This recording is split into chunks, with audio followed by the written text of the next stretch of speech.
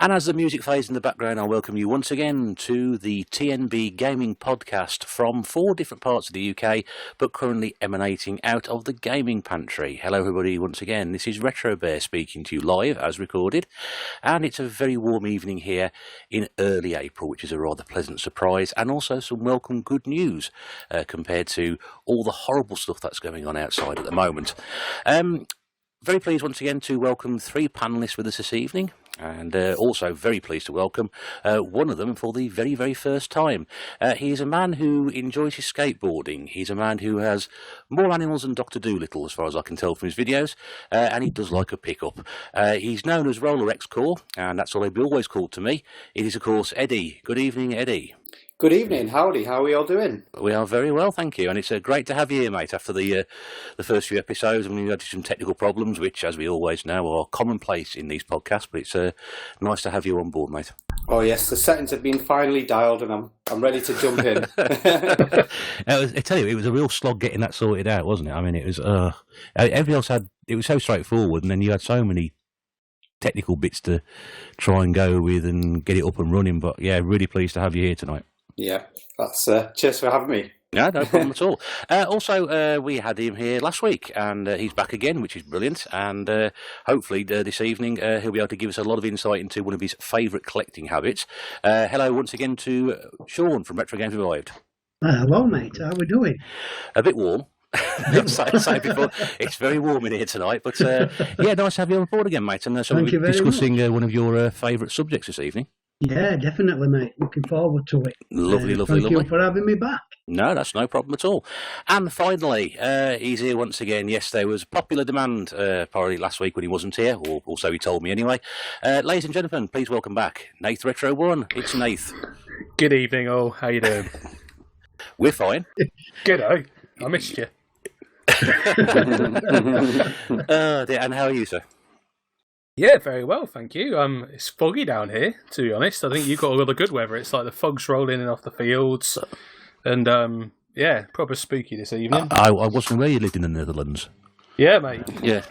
Fog. Never a no-no. I tell you something. I haven't seen a cloud all day today. No, I haven't until it started rolling on off the fields. Until the fog started coming. Well, you won't see many of them now, anyway. Yeah, like a John Carpenter film. Can't remember the name of it. The Shining, wasn't it? Yeah. That's Stanley Kubrick. Yeah. I don't know. Eddie, as it's your first time on, mate, whenever we've had everybody else on before, we've always asked them to give them a little bit of background as to what sort of thing they sort of collect and what sort of systems they enjoy playing on and what sort of games you like. So if you just give us sort of like a little introduction as to what, you know, you're all about in terms of your gaming. Yeah, so basically I'm a serial hoarder, so no system is safe from me. I basically try and hoover up as much stuff as I can physically find. As long as it's for the right price, of course. I don't like to overspend, much as everyone else doesn't. That's my complete motto to go with, isn't it, really? I mean, you know, I don't spend anything on mine. Yeah, but I mean, over the last few years, the biggest systems that I've been looking for is the 360 and the PlayStation 2, mainly because they was so cheap in them days. Even the rarer games you wouldn't pay more than 20 quid, really. So it was just easy to collect for. But that's started to slow down a little bit. So now I'm just collecting the Japanese Saturn stuff. That's kind of like my forte at the moment because there's so many games on there that are just great to play. And that's what really collecting's all about, really, isn't it? It's about the actual playing of games. Yeah, and I suppose one of the myths about collecting the Japanese games to the Saturn particularly is that everybody presume they're either... It's one of it's either stupidly cheap or they're ridiculously expensive.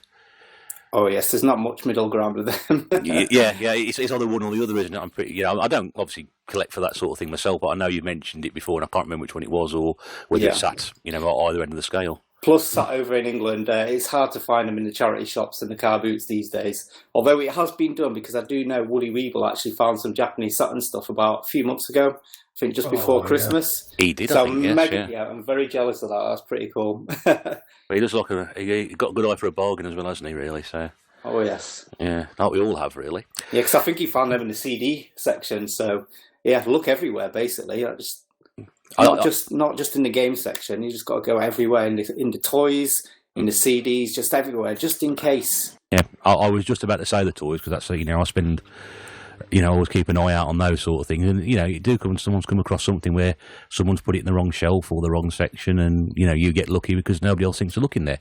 And, of course, now everybody's going to do that going forward because we just mentioned it. So yeah, I mean, secrets. I mean, sometimes you find PlayStation 2s on the hangers in the clothing section. Under a blouse. Oh dear me, that was funny. Right, so yeah, that's great, Eddie. Thanks very much for that. And while we got you obviously on the microphone at the moment, what we try and do, obviously, start with is talk about what sort of games we've been playing in the last sort of week or so. That may be a bit too tight a timescale. So, what games have you been playing recently? Because obviously we sort of did ours last week. So, what have you been playing recently in terms of games? Well, recently I've been doing a lot of work. I've been working 11-hour shifts and then going rollerblading, trying to get a bit of exercise in. So I've not actually been playing games. The last game I played recently was probably about a week ago. Was Resident Evil 2, the remake. Oh yes, yeah. Yeah, so it's a beautiful, stunning game. It's just I'm absolutely terrible at it.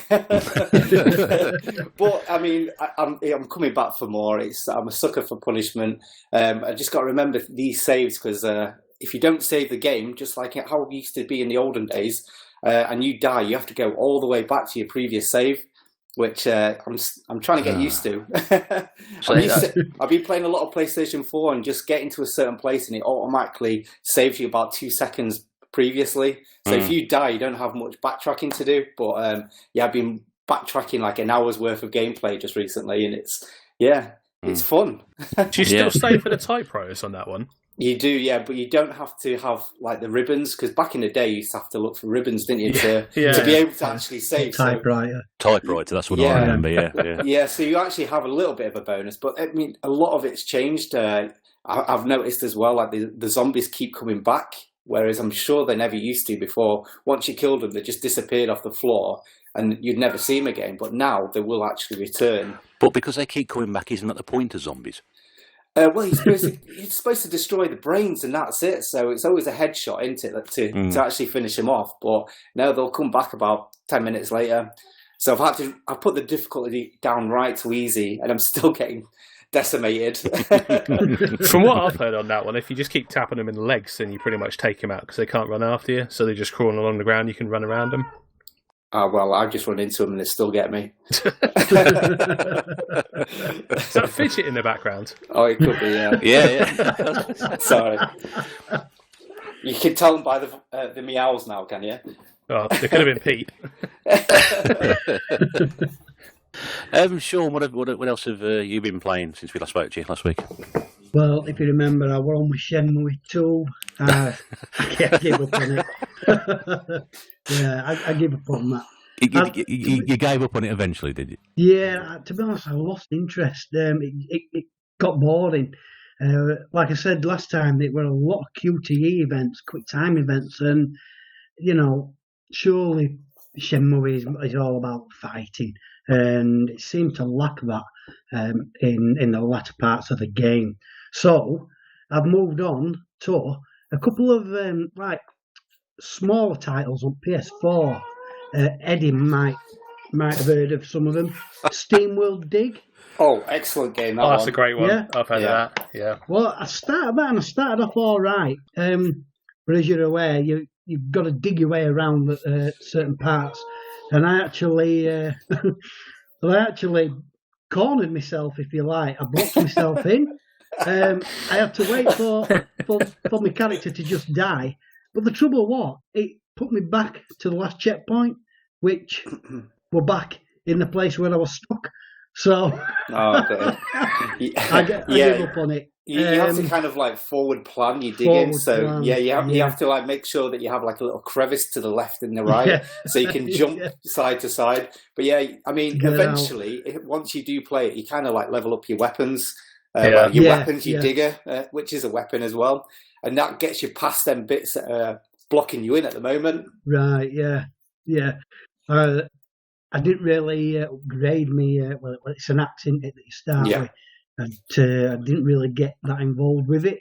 And I moved on. I moved on to another game, and you know what? I've been really enjoying this one, and it's called This War of Mine, the Little Ones, and I was telling Nathan, it's kind of like, can you remember, is it Fallout Shelter that were on the Oh yeah, you were the telling me phones? Yeah. It's similar, but it's a lot more gritty than Fallout Shelter. It's a lot darker.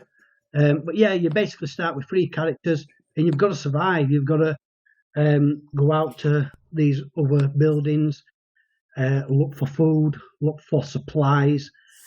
Obviously, you start with no weapons, and it's a similar kind of thing.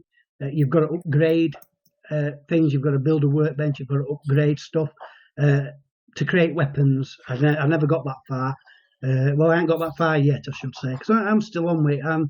Yeah, I'm enjoying it. It's This War of Mine, and it's just it must be like an indie developer, 11-bit. 11-bit. I don't know if you've any of you heard of it. I've not heard of them all the game. So yeah, I think they did that Broforce or something. 11-bit. I do recognise the name somewhere. Yeah, which is another great indie game, really, where you basically take on copies of like Rambo and other action heroes to destroy the whole level just to get to a helicopter, just to get to the chopper and get away. Get to the chopper. Yeah. It's all the action hero cliches. That sounds quite good, actually. That. Yeah. And so, I've been playing, mate. Lovely. And Nath? So, like Eddie, I've been working myself, so I haven't had an awful lot of time to play, but I have picked up a couple of games in the last few days. I've been giving the Mega Drive some love. So, the first PS3 game I played, which I've had for absolutely ages, and I got the PS2 one, and I got a case of the PS2 one in really nice condition, but I just haven't played it. So I went on to the HD one of Shadow of the Colossus, which is absolutely a stunning game, and I played it for probably about an hour, maybe hour and a bit, and I think I just beat the second Colossus, and I came across the first one, and I was like, what on earth am I supposed to do, like, with this giant thing? And the camera angles completely threw me on the first one, so I think I got stepped on a few times before I figured out what I had to do. Before you had to climb up the guy and then stab him in the... Where do you stab him? Do you stab him in the head? He stabbed him in the head. So nice and gruesome. And so I've been playing on that a bit. It's an absolutely stunning game, and it's about time that I started playing some of these older games, like we said, when they're shut inside. And I've been playing a lot on the Mega Drive as well. So I've got an EverDrive for the Mega Drive, so I've been kind of cycling through games. I played a little bit of Sunset Riders, which I'm absolutely rubbish at, but it's a really, really fun game. Sunset Riders. I can't get on with that game. I love it, but I can't get on with it. No, exactly. And today, just for a little bit of nostalgia, I've been playing Dr. Robotnik's Mean Bean Machine, because everyone loves a kind of a puzzle game, which I used to be really good at back in the day, but I'm just terrible at these days. Yeah. There's this because they're all robots, you have to fight. There's this weird kind of purple blob one with wheels, and he just kept doing me, and I was just got fed up with it and quit. That was earlier this evening. I like playing that game. I must be honest with you. I do like a bit. It's like a good puzzler like that. I mean, It's really fun game. Yeah. And it's so super fast, quick, and it's so readily available. It's on so many different compilations, and it's not too difficult to come across that one. Well, when I first played it, it was on the Game Gear. I played it on the Game Gear back in the day, and I've managed to complete it on that system. But I haven't played it for years. But like I say, I was cycling through games. I was like, I remember that. I'm just going to give it a go. And that's the great thing about having all those things on the EverDrive, and just flick through and just pick something, or you get recommended something, you see something, and it's got it there to play. So yeah, but that's kind of the downfall of the EverDrives as well, because you have everything to hand, and it's just easy to flick between them. It doesn't make it a very deep gameplay experience, I don't think, because you'll die or something. You go, oh, bugger it, and then just go to the next game. Whereas if you've got to go actually walk up to your shelf to change the game, you kind of like maybe go to 2 or 3 lives instead. Yeah. Well, walk to your shelf. How big is your room? Well, I'm lazy, so I'll just roll the chair across the floor. It's easier. It's like one of those giant libraries with a ladder going up the middle. Well, no, I get what you mean. For me, it's because I don't have an awful lot of time generally to sit down and play a long game. The short games, the games I can pick up and play for sort of 20 minutes, half an hour, are absolutely ideal, because I'll get called away to do something else, or I just won't have the time available to play it for too long. So if I can just pick up and play something, it's fine. But yeah, I get you on that, and it also kind of takes a little bit of the fun away from the collecting, I guess, as well. But yeah, I think it's a case of having that choice there makes it. If you got how many games are on the Everdrive, Nath? All of them. Do you want me to count them? Not really. No, we haven't got time for that. What, the American ones as well? Yeah. Well, 2003, probably. I don't know. Yeah, 3005. No, but yeah, I mean that's the thing. If you've got that many games there, I've got I play a lot of Mega Drive off emulation, although I've got the Mega Drive anyway, and that's on my Xbox. And the choice, you move from one to the other, play that for a bit, I'll move on to the next one. You'd actually get through the games, you play it for a bit, see how you get on, don't like that, move on to the next one, play it for a bit, and then it's just, I don't know, having too much choice sometimes is just not a good thing. That's it. Yeah. Sometimes you don't appreciate the games, Dave, if you've got that, like you said, that much of a choice that you can just flick from one to the next with very little effort.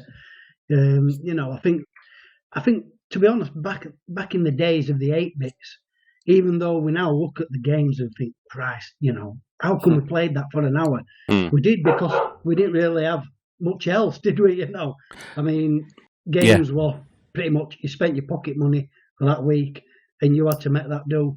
Well, I did anyway. You had to make that do for a week at least. Well, this is it. You could buy another. You bang on, Sean. I said it before that when you have a game as a kid, you have to save up for like weeks and weeks for it, and then you get it, and whether it's great or it's rubbish, you play it regardless because you spent every penny you have buying this game. Yeah. So you play it anyway. I mean, it's like for all those poor kids who bought Rise of the Robots, I pity them, to be fair. Yeah. Like, they got it for Christmas. I'm pretty sure they had subpoenas against their parents for that. Well, it's not even just that. I mean, even when I had an Amiga, I used to have so many copied games, so I didn't really spend anything on them. But the fact is, I was a school kid, so you'd come home from school, put on the Amiga, and then have your dinner, and then go back to the Amiga, and then fall asleep. Whereas now, you've got... What's you have for dinner? Packet of sleeping pills. Dinner. Sleeping pills. But yeah, and nowadays, even if you've got a quiet day of gaming ahead, it's still hard to put in more than like an hour or two, I find. Like I say, and most days aren't quiet. Usually you've got something to do. Yeah. So it's just finding that time. I just don't know how we used to do it as kids. Like, really don't. Tell me about it. Yeah. That's all I used to think about was gaming. But now all I think about is looking for games instead of the actual gaming side of it. Yeah, I've very much fallen into that trap. Because you haven't got time to play them so much anymore. It's like adulting, isn't it, really? It's because we're always looking for the games. That's why. That's our problem. Toby agrees. Yes. Is that Toby, is it barking? It might be. If it's a loud barking that overpowers everything else, then yeah, it probably is. Ow. I'm just glad it's not me for a change. It's probably a boy down a well or something somewhere. Yeah. Helicopter crashed outside or something, yeah. Some sheep. Yeah. Well, from my point of view, I've been playing 2 races this week. First one inspired by one of Rob's videos, Gernaldinho Plays, which is the TOCA racing touring car thing, which I don't know if you've seen that one that's come up recently. Yeah. And yeah, that was interesting, because that was the first game I played using the dual shock pad. Because I think I bought a copy of that game and a dual shock pad at the same time with the rumble, because I'd never experienced that before. But yeah, boy, was I rubbish at that. It's an hard game, actually. It's an hard racing game. It's a lot harder than I remember, Sean. I've got to be honest. I thought it was a lot easier than that. I was playing on the easy setting like he was. And the other one I was playing, which was Sega Rally on the 360.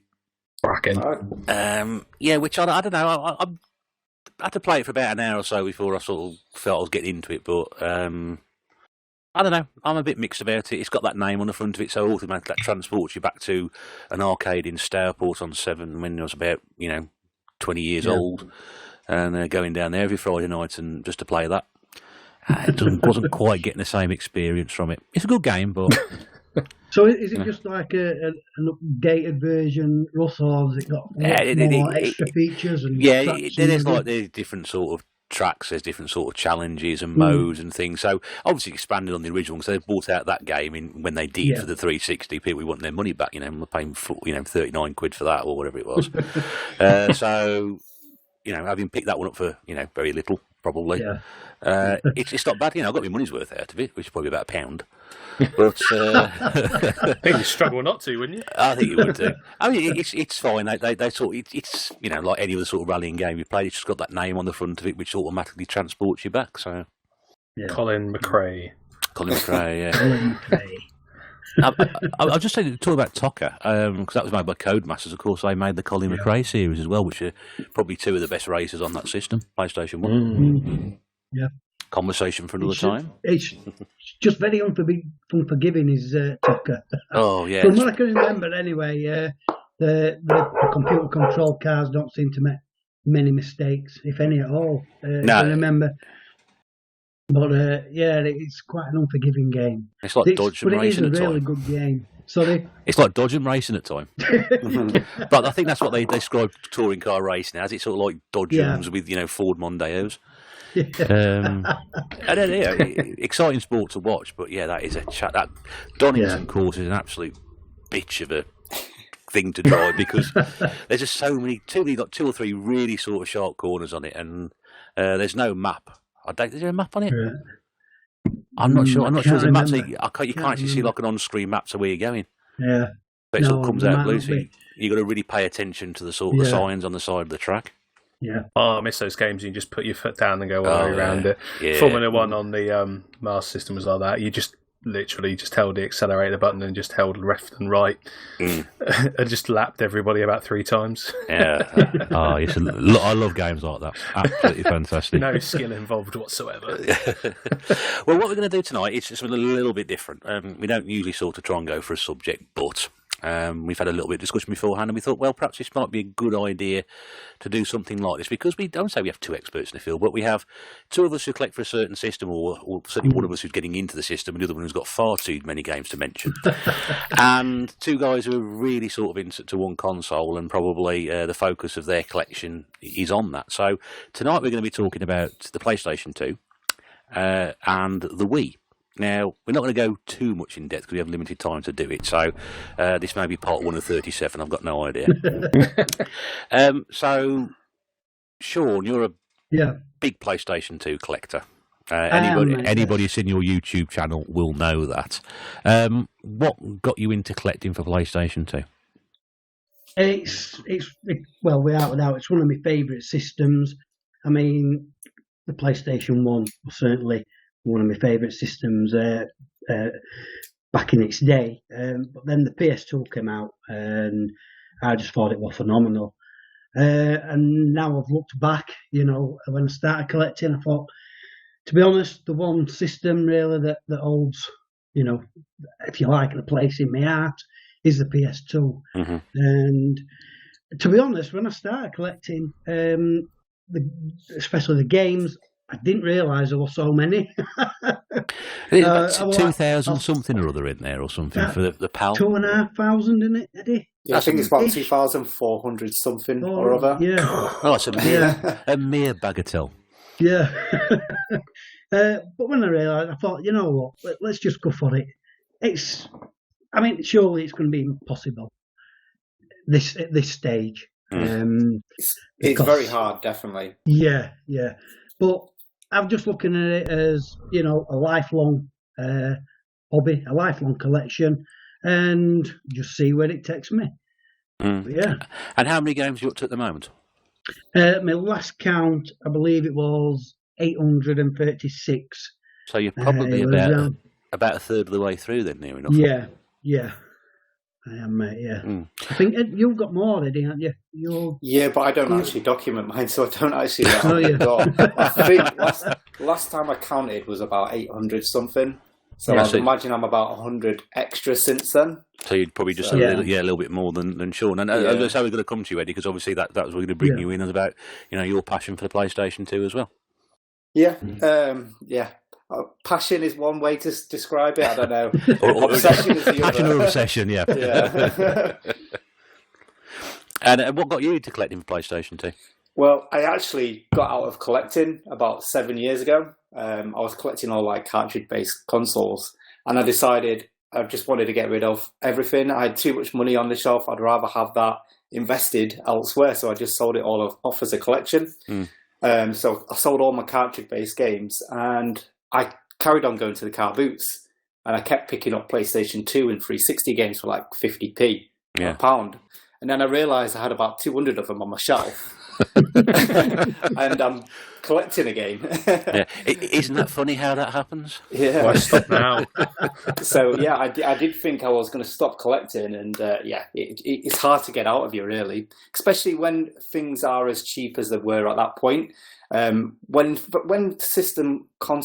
games are as cheap as that, it's just easy to just amass a big collection. Like, as you all know, because I think we all do pretty much similar things. The problem is, for me now, I've kind of got past the ability to pick up games for 50p or a pound now, because I've pretty much got all the ones that I want. Yeah. So now that made me look more into like the rarities, and when I realised I became a collector again, I thought, right, that's it. I'm going to go and get the more harder to find things. So instead of like picking up all the FIFAs and stuff like that I could have done and would just take up space in my room, I was just looking for the Phoenix games and the 505 games, which are publishers on the PlayStation 2. Yeah. And then I became a subset collector, basically. Instead of going for a full set, which is something I don't want to do personally because I've just not got the room for it, I would rather just go and put myself a little target like that with a 505 set and go for that instead, which I've completed a few months ago now. I think it was beginning of this year, I think it was. So that was... Yes, it was. Yeah, I think it was. You're all right. But it was early part of this year, wasn't it? And they got in contact with you, didn't they? They have, but obviously with this coronavirus thing, everything's been put back, and we'll see what happens with that, see what transpires. But well, that'll be good, because we'd love to hear all about that. And some people like yourself do those subsets, and they do sort of pick up various sorts of software developers or style of games, and they go for all those. Sean, you do that. Sean, you do that as well, don't you? I don't, mate, and it's getting out of hand. And it's Eddie's fault. I think subset collecting is a good way to like actually go into a full set as well, because a full set can kind of overwhelm someone to actually think about it sometimes. So if you just go get your favourite games as a subset first, and then think about the publishers or a certain style of box, maybe. I know like Gurney does like the Platinum games. Actually, I think you do as well, don't you, Sean? You do the Platinum games on PlayStation 2. As an addition, it's not, you would have both games, wouldn't you? You'd have the black case boxes and the Platinum, I think, won't you? Eventually.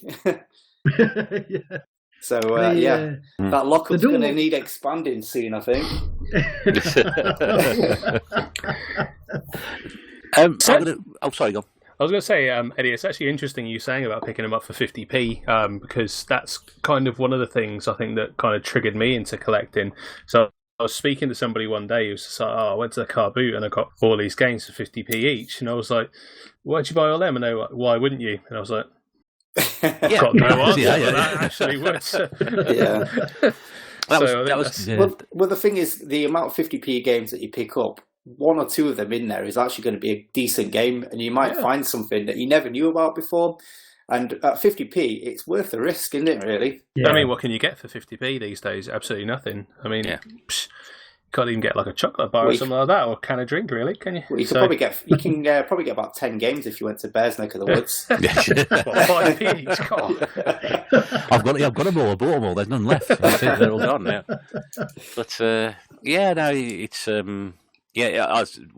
it's very good point there, Nate, because that's exactly what happened to me. That's how I started collecting. It's probably a good point to come on to the Wii and sort of talk about why my Wii collection is like 650 games, which is probably around about 55%. I think it's from like 1,200, and they're still bringing them out, aren't they? They're still bringing out bloody Just Dance games every single year. That's all they're bringing out, though, isn't it? Well, yeah, but you know what I mean, I like a Just Dance game, so... Well, the Wii's lifespan has actually surpassed the Wii U, which was the successor to it. That's right. Yeah, because we had Just Dance 2019 on the Wii U and 2020 on the Wii. Crazy. That is crazy, isn't it? It is absolutely mad. But, going back to your 50p thing, you quite rightly say, Wii games, when I first started picking up, were so cheap. And, it's like, you haven't got an answer for it. Well, why would you not do that? And, from my point, collecting for the Wii, I said it the other night on Danester's live chat, sometimes you have to back a loser. No one was backing the Wii. No one, any sort of serious game would say, oh, Wii, what a load of rubbish. But, it just struck something with me the first time I played it, and I thought, yeah, I quite like this. And, yeah, there's a fair amount of rubbish for it. But what people tend to forget is they'll associate the Wii with the shovelware. Yep. But a lot of those games came out of the PlayStation 2, and they were just ported over. Now, there was shovelware on the Wii, there was shovelware on the PlayStation 2. I'm not knocking the PlayStation 2, but, let's be honest with you, they had a fair share of, low-grade crap games. Yeah. Even more so, really. I mean, the amount of crappy games on the PlayStation 2 probably surpasses the whole Wii library. Yeah. I mean, especially when you factor in people like Phoenix Games. I mean, if you associate Phoenix Games with what they do, it's just basically dodgily spoken over cartoons with puzzles on them. I don't think even the Wii has anything like that on it. No, I think you're absolutely right. I mean, I've played those games on PlayStation 2. They are diabolical. Yeah, Disney knockoffs like Cinderella and Pinocchio. How on earth they got around that? Yeah, I don't know. But they used to be sold in like Morrison's and stuff like that. I think that's the places where you would find them from, on the shelves at the end of the apples. The home of quality. I remember seeing them at like a local kind of filling station garage that have like a shelf of like PlayStation 1 games which were that bad, and then they moved on to the PlayStation 2 games. It's almost like they'd upgraded to like rubbish PlayStation 2 games. I think they were like a $5 each or something. Nobody ever touched them, though, did they? But of course, some of those games are worth quite a bit of cash now. Yeah, there's a mouse one that's worth a good couple of £1,000. I can't remember what it's called. It's got Mouse Detective. Is it? Yeah, that's it. Yeah, or Detective Mouse or something. It's not £1,000. I think it's a few hundred, but yeah. I think the most expensive PlayStation 1 Phoenix game is Cindy or something or other, Beauty Explorer or something. I don't know, but yeah, it's a Cindy game anyway, like the cheap version of Barbie. Yeah, so you got a cheap version of Barbie and a cheap version of a cheap game. This is a very expensive game. Yeah. It sounds like the sort of game I need. Well, yeah, that's but still better than Spice World, I guess. Get off. It's first week here and he's already dissing Spice World. Funny you should mention Spice World, because obviously I'm a bit more privy to information than I was last week. When we were having this conversation about the fact that, we try and bring it up every week as a bit of a running joke, but it turns out it's not so much of a running joke, because I can tell you now 50% of the panel this evening actually own copies of Spice World. And as you know, Sean's laughing, the silence from the other two will tell you who they are. I mean, yeah, it just kind of finds its way in, doesn't it, really? That's it. I didn't even know I had it. It was coming up with another game. Just turned up. Well, Dane's got 2 copies of it, apparently, so I don't know, he managed it with 2. So he said sending you one? He said he would send me one. What a lad. So nothing that man can't do. I know. He's come to my hour of need yet again. There's no escaping for it. Everyone's going to have a copy of Spice World by the end of the year. They have to. I mean, it's practically minutes of fun. Honestly, minutes of fun. Nath, you've started heavily sort of investing some time into the Wii and some of its library. What sort of brought you to that conclusion? Well, for me, I got the Wii, I think, for Christmas when it first kind of hit and became really, really popular. So the time of year when people were actually kind of killing themselves to get a Wii console, in that whole hysteria, I got one for Christmas. And I remember getting it just as I moved into a house and my housemate moved out. So he took the big telly and we were trying to play Wii Sports on like a 14-inch CRT, which was balanced on a chair because it was a TV and a stand. So little git moving out. But yeah, I think when I started playing the Wii, I got a few games through it. I got things like Zelda, and I got really far into Zelda. And then the Xbox, my friends had the Xbox, and kind of fell out of love with the Wii, or just wasn't as in it. And fast forward a few years kind of time, now there's all these games for it that I had no idea that they released, and some games that were like re-released on the Wii. Things like Klonoa, which I mentioned I picked up recently. Yeah. It's actually a really expensive game on the PlayStation 1, and they re-released as kind of a reimagining, but like an HD version on the Wii.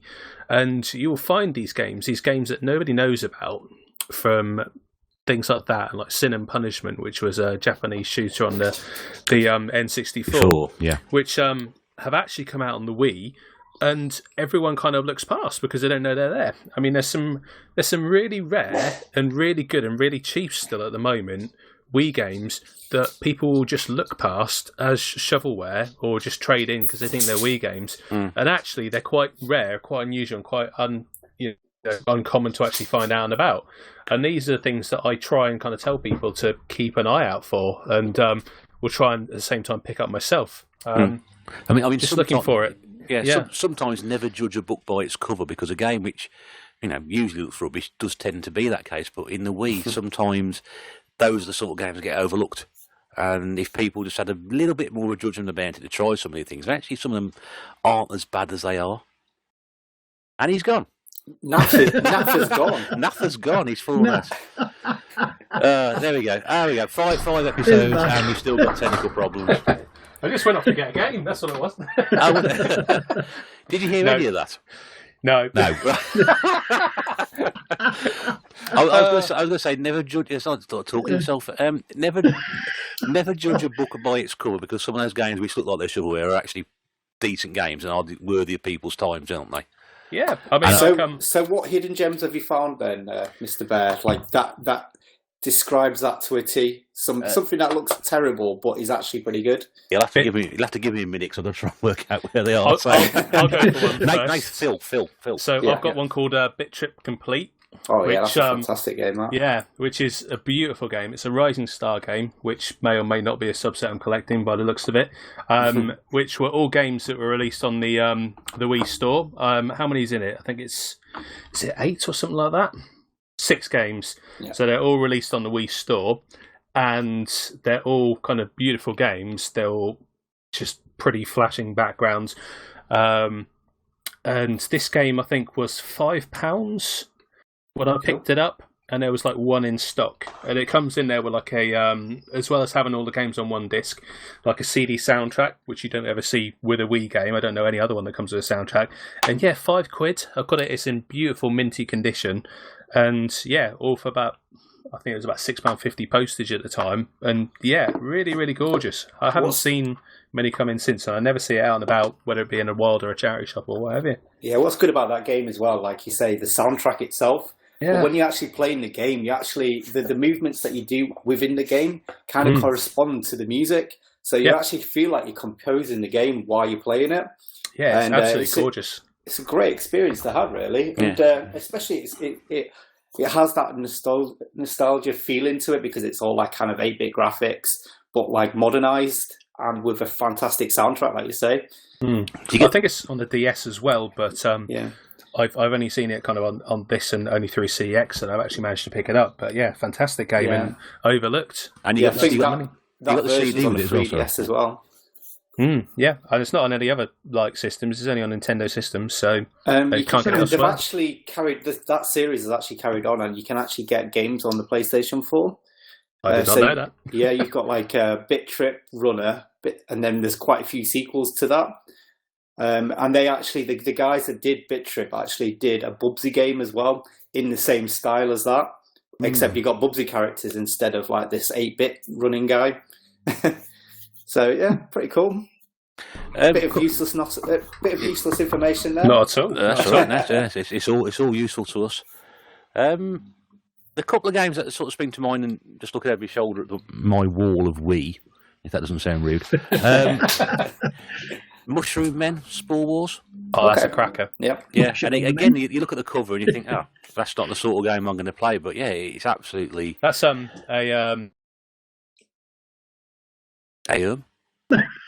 he still here? Is he gone again? Yeah, he's gone very quiet, hasn't he? He's gone. Yeah, he's gone again. He's gone. Oh dear, what's he doing? Let's see if he comes back. Meanwhile, here's some music. No, he's back. I'm just going to go and collect some more Wii's every time it kicks me out, to be fair. What were you going to say? You said it's and then he disappeared. I was saying it's a platformer game, isn't it, a Mushroom Men? And you have... Oh, dear. Oh, dear. Wait, Thought he'd kick me out again. Then. Oh, no, we thought he'd kick you. I think he's just teasing us now. Yeah. Oh, is everyone actually going to go quiet so it sounds like I've been kicked to like tease me? Oh my days. Yeah. Yeah. Somebody else take the next one before it kicks me out. So you two guys, actually, with this isolation thing that's going on, you guys are actually sat on a bit of a goldmine, aren't you, really? So yeah, to believe, yeah. It brought to my attention the other night that the price of Wii games has gone through the roof.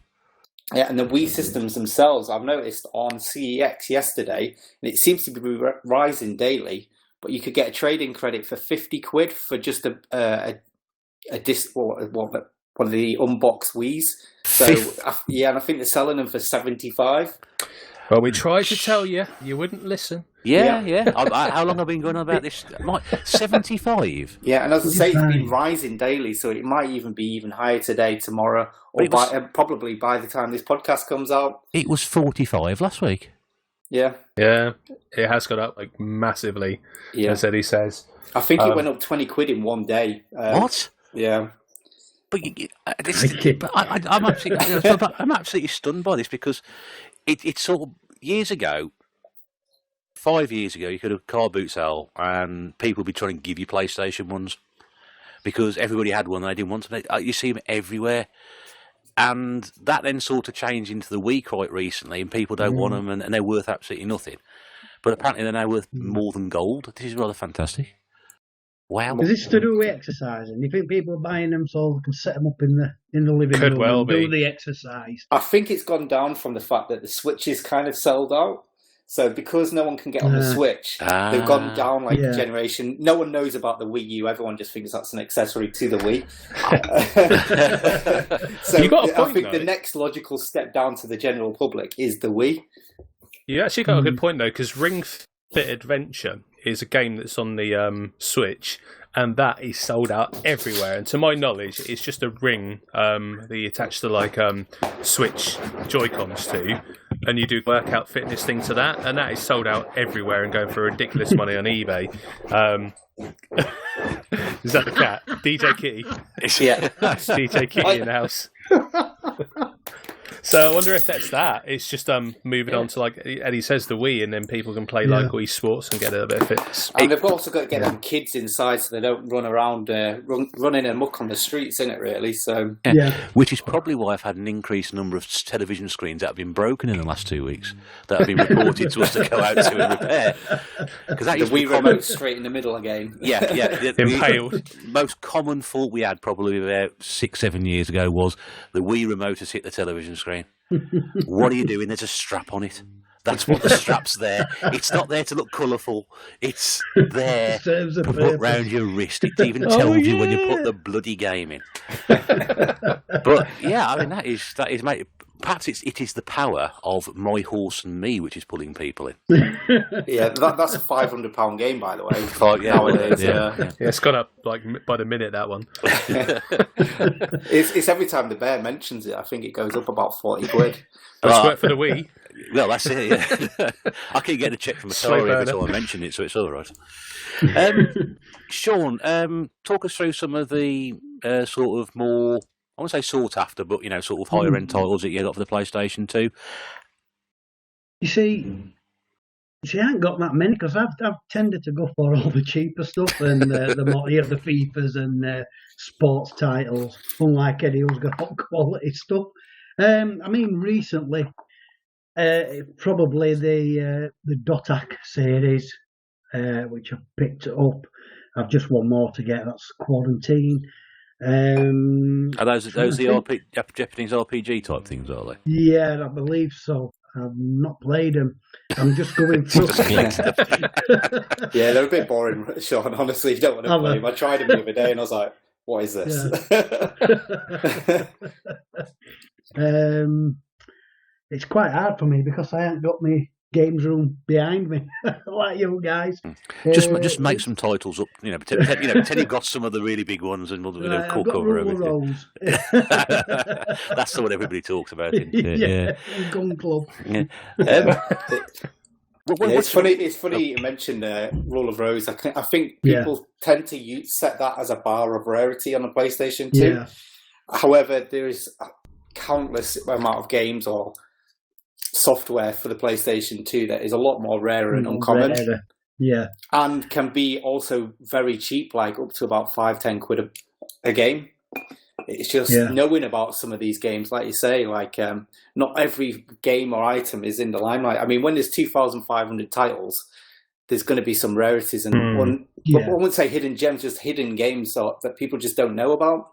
Yeah, but would you not find it when people talk about systems and sort of their most, sort of rare games, they always pull the same ones that, like, say that one for the PlayStation 2, is it Rule of Rose? Is it? Yeah. Because I'm always convinced I've seen a copy of that in the past at a car boot sale for £1 and left it alone. But possible, But people always sort of pull that one out as associate sought after games on systems. That was the one you play for the PlayStation 2. People always play like Gunstar Heroes for the Mega Drive. Absolutely no games at all for the Wii. It's just one of those. What sort of games, sort of favourite games you play on the system, Sean? I like my first-person shooters. I have actually been playing in the last couple of weeks Black on the PS2. Cracking shooter that. It is a really good game, actually. Quite underrated, I'd say. Was there a sequel to it? It's black and white. That was that Michael Jackson song. That's just twigged. I don't actually know if I'm pretty sure I mentioned it once. I said it was one of the best games never to have a sequel, but I get this impression I may have been off the beaten track on that one. I also don't know, but it is a really good game. Often overlooked, really. I mean, obviously, COD and Medal of Honor on PS2 usually take limelight for first-person shooters. But Black is definitely worth checking out if you've never played it. As is Killzone. I like Killzone. Yeah, amazing.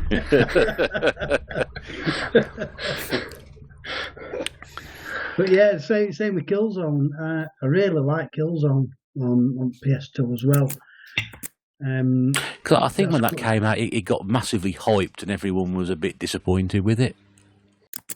Right. I think it didn't. Right. Yeah, I think it really looked, stunning game. It looked, and I think everybody was just, it's all right. It's nothing special. I really enjoy it, me. I really do enjoy that game. It's got a few sequels as well. I think there is one on PS4, I believe. I can't quite see from here, but was there one on the Vita as well? There was one on the Vita, yeah. Yeah, it's quite impressive, really, to play something like that on a little handheld screen, at least for the time, anyway. Right, Eddie. So what about you? What's any sort of who's that now? Wasn't me. Just let all the animals in today. I think that's mine. I'm surrounded by flamingos, but they don't say anything, so you can't see. Eddie, I was going to ask you the same question. Sort of, any sort of standout titles in your PlayStation 2 collection and sort of favourite games from that system. I mean, I've got some quite rarities, like Sean said earlier. Gun Club, probably one of the rarest games on the PlayStation 2. But again, no one really talks about it. It's part of the 505 game set, same as Rule of Rose. Well, the first rule about Gun Club is you don't talk about Gun Club. That's it. Yeah, I've made a mistake of that. Someone grabbed it for a bargain because he knew about it through me. Hi, Lewis, if you're watching. What kind of game is it, Eddie? Gun Club. Well, it's by the NRA, which is the North American Rifle Association or something. So it's just about guns, basically. I think it's just looking at them. I mean, mine's sealed, so I can't really open it to check. So that's my excuse. Good, wholesome family entertainment. There we go. In Texas. But yeah, I mean, I've got a couple more rarities coming. I've got a pretty tasty Phoenix games coming, and another one that you just don't see at all, and it's probably the most expensive game I've ever paid. So I'm hoping it's going to come because I've bought it since the lockdown, and it's coming from France. So I'm a bit worried about that, to be honest. Definitely going France to be are known to be resilient, though, aren't they? Spraying it down when it comes, anyway. But I mean, the stuff that I've got in my collection now, I mean, I've just got so many games. It's hard to like pinpoint them, really. I mean, even though I've got this many PlayStation 2 games, it's not really my favourite system. It's just, and like I said before, it's a bit of an obsession, really. It's kind of like card collecting for me. you just once you've started, you just can't stop. But there is some really good games. I mean, Rogue Galaxy is one I played recently, and that is an absolutely stunning game. So that's sort of like an action RPG style game, which is kind of set in space, and you travel the galaxy, believe it or not. Oh, you're auction fishing. Bye. Is it Rule of Rose, was it? I've already got that one, so... Doesn't hurt to have a second copy. What I found interesting with the PlayStation 2 that I come across is that across kind of countries, different games are rarer. Like Haunting Grounds, I believe, is extremely rare in America. Yeah. Yet over here you can pick up a copy for about 16 quid, brand new and sealed. Yeah. But over there it's just as rare as can be. And it's the same with, you know, other Wii games and things like that as well. But that just completely blows my mind, really, with things like that, where you go cross country and, like, you know, games are ridiculously rare there than are here. Yeah, I mean, especially for the PlayStation 2 side of things as well, because some of these like smaller publishers like the Phoenix and the 505, they're actually based in another country. Oh, that explains. So finding the UK versions of them games are next to impossible. So part of PlayStation 2 collecting, really, you've kind of got to think about getting these foreign games, because the games themselves are printed with UK language on them, so they're all playable. It's just that the box might have like French or German on the back of them. Yeah. So yeah, but like you say, people often think about Japanese games as a cheap option to get. Like you say, with like sort of like, especially with RPGs as well. People always see the RPGs as get the Japanese ones because they're cheap. But the problem is you'll never be able to play them.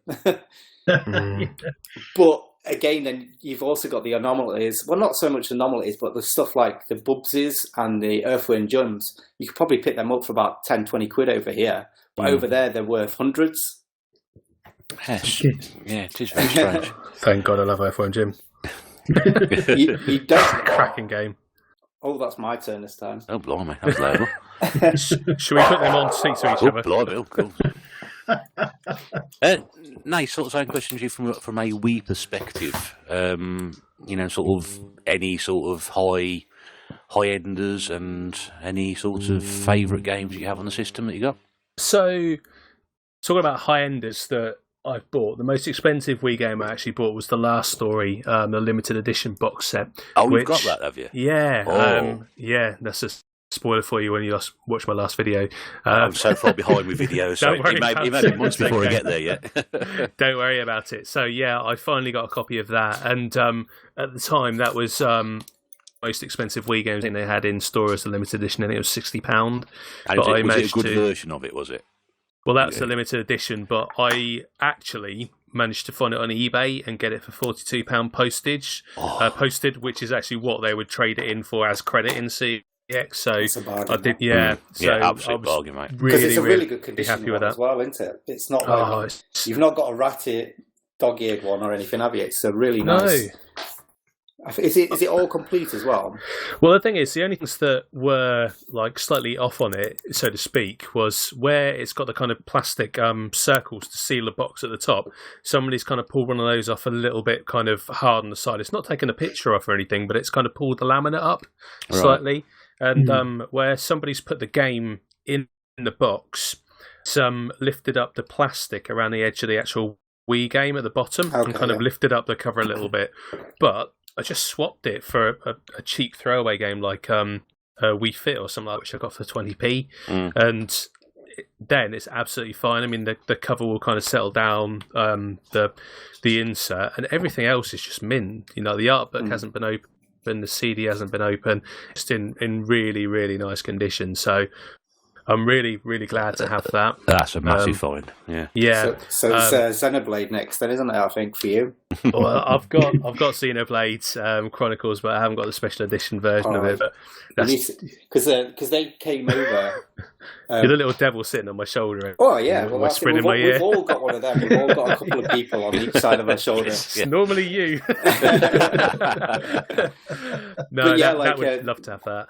All them free games, they actually wasn't going to come over over to England, and I think there was actually a website set up to actually dedicate people to go over and like do a petition to get them translated and brought over, and that was called like Project Rainfall or something. So them free games were actually specially translated for the market via like this website. So it was Pandora, Xenoblade, Last Story, and if you got all three and sent into Nintendo, the Club Nintendo codes, I think they sent you out a set of 3 collector's coins to commemorate the games in a nice little collector's box, which are sold separate. But yeah, that's, as you said, those are the really cool ones. There's not many JRPGs that I know of on the Wii, so those are the only ones that I know about. Yeah, well, I'm sure you've got another one. What was it? Tales of something, Symphonia, was it? Is that the one that's on the Wii? I'm gonna drop this. Oh. Hello? Oh. You've got Tales of Symphonia, haven't you? That's another JRPG. Yeah, that's true, actually. I picked that one up. I got that one, I paid so is it £6 or £8 I paid for that? It wasn't very much at the time. And that's now kind of shot up massively. So there are some there, but it's just, I think people kind of look past the Wii as, like you say, a shovelware system that won't play these kind of games. Yeah. So there are some really cool JRPGs and things like that on there. So that is probably my most expensive game. There are also some other games which I'm looking at when we talk about games cross-continent and not in this country, easy to pick up. There's one called... Where is it?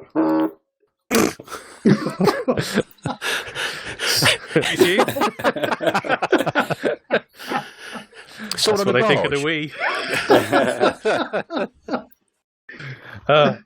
Where was I? It always happens to me mid-conversation, doesn't it? Samurai Showdown Anthology is a Wii game that is actually, I don't think, properly released in this country. I think it's one of those ones that they show in CEX, but they don't actually have. And the only versions I've seen of it have been for sale in France. And America, obviously. So that's one of those games you have to import. There's that one and like the King of Fighters collection from, is that SNK? Correct me if I'm wrong, Eddie. Yeah. So there's games like that which I'd very much like to have, but you just don't see about very often. So those are some of the rare ones. Yeah, you can get a UK one. It's got a 15 on the front of it. So instead of like the PEGI signs, you've actually got like a BB. You know, like how films have them on the 15 tags, the round one. That is actually on front of the UK one. So I've never seen the usual versions of those. It is quite hard to find. One of my friends actually got one off Tradera, which is a Swedish sort of eBay. They tend to have a lot of UK stuff that is like very rare. So that's a good place to go to. But the only problem with that is you actually have to be a resident to actually even log on. We couldn't buy anything over here to get sent over, so you need to know people over there. So I need to have a Swedish friend to send me games that are English from Sweden. It always helps to have a Swedish friend if you can help it. So you need to get hold of Raz. Chef. Get Raz on the case. He'll get you something. No, I might have to. I don't know Raz that well, actually, but I might have to message him. That's a good shout. What 5 games do you have on the system? 5 games on the system. So I really like the Zelda game. What's it called now? Twilight Princess. Twilight Princess, yeah. That is a really, really good game. No, yeah, that's fantastic. That I actually bought that when it came out, and I was not too bad at it. So that's a very good game. They have done a reimagining of Pikmin using the Wii remote. I haven't actually got that one, but I'm interested to try that. I love the Pikmin games. Just trying to think of the games that I've been picking up and sort of playing. So I had so many. Kirby's Epic Yarn, that's quite a good game actually. That's a really colourful game. Yeah, I think it's one of the best looking games. I really enjoy that. Yeah. There's 2 Kirby games on the Wii, and the one's actually pretty hard to find. Kirby's Adventure. Is that the hard to find one? Yeah. It's about 25, 30 quid, something like that. Yeah. Have you guys got it then? Have you? Or... No. I have. No. Yeah, I have actually. It was between that and Xenoblade a while ago. They're both about the same price, and I got that one. Well, if you've seen Big Game Al's latest video, he's got a copy of Kirby's Adventure, and the Nameless Gamer, his mate, picked it up for £2 in a charity shop. It's good when you can do that. Yeah. I mean, people do that. It's sort of like a big begrudging respect. Yeah, he picked it up for £2. Well done, Al. What else have we got? Boy and His Blob, that's quite a cool game, to be honest. I haven't done a Boy and His Blob since the NES, but that's done with kind of drawn graphics. That's a beautiful looking game. There was a version on the Game Boy. Was there? Yes. In Blobette in Blobonia. That's That's the actual name. I'm not just randomly made it up. One of my local CXs had it a few months ago. I wasn't aware of that, and it's not a particularly expensive game. At the time, it might be worth £500 now, but it was about £3.50. To be fair, Game Boy games is one of the systems that is rising really quickly. Is it? Yeah. This is great. Yeah. Since a couple of years ago, honestly, I've seen games double in price. All my pound games are now worth £2. That's fantastic. What else we got? Munchables I played quite recently. That's a fun game. That's quite rare and hard to come by now, out of stock in CX. And that's one of those games that probably people will look at and think, oh, shovelware stroke kids game. Absolutely. And that's Namco, I think, that one. I believe that's a Namco game. What's the other one I just see? I'm just having a look at my collection behind me to get some kind of idea. What's it? It's a one called Squeeble's Party or something. What's that? Squeebles, I'm sure. I picked up a few months ago and I put it on my channel. Sounds like a Wii game to me. But it looks like it's a kid's game. And it's got some amazingly crude humour in it. It's brilliant. And I think I got it for like 75p, and I've never heard of it before. I can't see because I think where it is behind all my stuff, so I can't see it at the moment. I'll have to look into that one. Another good one that I've found on the Wii is called Right, okay, this is where I can't pronounce something. Corey Ropina or something, which is basically Marble Madness, but like modern. And that's a great game. Again, you can pick that up for pretty cheap. It's always at the car boots, I always find. Yeah, I picked it up ages ago. Yeah, it's great. Yeah. Especially if you like Marble Madness, anyway. And was it Mercury Meltdown Revolution as well? Yeah, that's 50p at the moment. That's a crack. You look at the front cover of that and you think, bloody hell, someone's designed that. 14-year-olds designed that at school. But it is absolutely brilliant game for that little money. It's just Capcom Tatsunoko. That's another great game as a fighter. Yes. Reel off games, can't you, for the system, to be honest, that get overlooked. Exactly. That's only on the Wii as well. Wii in the arcade, so that's pretty cool. But you need to get the arcade stick for it to properly play it. I saw that at Doncaster. Yeah, I was going to say I've seen that as well. It's not my sort of game, but I wouldn't mind having just that arcade stick. It's fantastic. It's just nice and colourful. It's just full of... Well, it's got what's it got? The Battle of the Planets characters on it. Speed Racer, and then the Capcom characters, of course. Yeah, Battle of the Planets. God, that takes me back. Yeah, Little King Story as well. That's another Wii game. Yeah, that's another one again, which looks like it's a load of rubbish, and it's that's a really fun strategy game. Just so misunderstood. There's loads like it. Certain games called Mario. I don't know if anyone's heard of them ones. Well, I was going to mention them because everyone's the Mario games.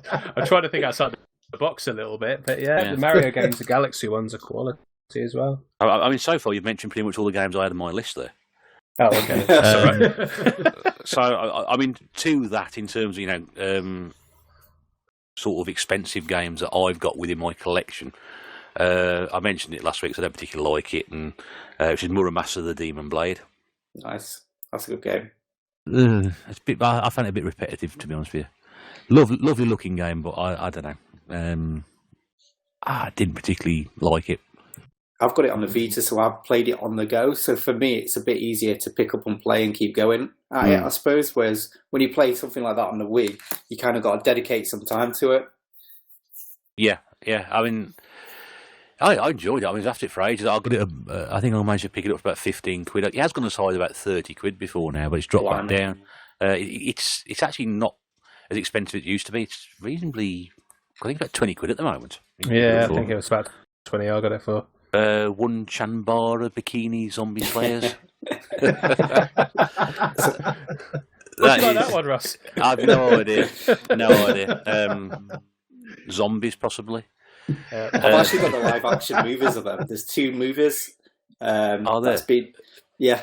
They're very saucy. They're definitely 18s, let's say that. Oh, right. Yeah, definitely not for the Wii market. but again, that's the thing. There were, like things like Mad World, which I was about another one to sort of pick out and sort of say that was me sort of decent game list. That's dirt cheap to play. It's graphic as anything, but another good game. Metal Slug Collection. Yeah, oh, I'd love that. Yeah, I think I got that for 12. I think it was. It's 20 now. It's 20. It's going to be up in price. SNK Collection as well. That's another 20 quid game, I think. But the thing is as well, it's on my list because people are not looking into the Wii as much. Them like the SNK and Metal Slug games are actually cheaper on the Wii than they actually are on the PlayStation 2. So they are the cheapest way to play them, and you don't have to use the waggle controls. You can actually get one of them like little Super Nintendo style controllers and play it with that. Yeah, yeah. And the thing is that Metal Slug is equally as hard on the Wii as it is on any other system I've ever played it on. Exactly. Yeah. It's heavy, game. Donkey Kong Country as well, which I think another great game. Incredibly, one I'd love to get. Bit tricky when you get later on, but if you play Donkey Kong, Returns, yeah. But I mean, Donkey Kong Country used to pull your hair out anyway at some point. But I mean, I was just writing down some of my favourite games on the system. I'm just going to whiz through these because I'm a little bit tight for time. Rayman Origins, which I think is one of the best looking games on the system. House of the Dead, 2 and 3, House of the Dead Overkill. The Conduit. Yeah, that's a gorgeous game. Yeah, a lot of these are first-person shooters. So we got Dead Space Extraction. You've mentioned Sin and Punishment. I quite like the Force Unleashed games. I think they work quite well on the Wii, the Star Wars ones. So can you actually play it like you've got a lightsaber in your hand then? Yeah. That's awesome. There's actually a lightsaber attachment for the Wii, which I do have. Didn't know that. Yeah, it's on one of my very sort of early videos, probably about 6 months after I started doing YouTube. And it's sort of like you put batteries in and you turn it on, and it lights up green. And even the guy in CX said that's really cool. Did you get a blue one? Or a red one for Darth Vader? Seal of approval there. The CX seal of approval. But the great thing was, a couple of weeks later, I was in a charity shop and I picked up 2 sort of value lightsabers, one in orange and one in blue, I think it was. So I've now got 3 of the bloody things. I'll come around and play with you. I love me tat. I love me tat.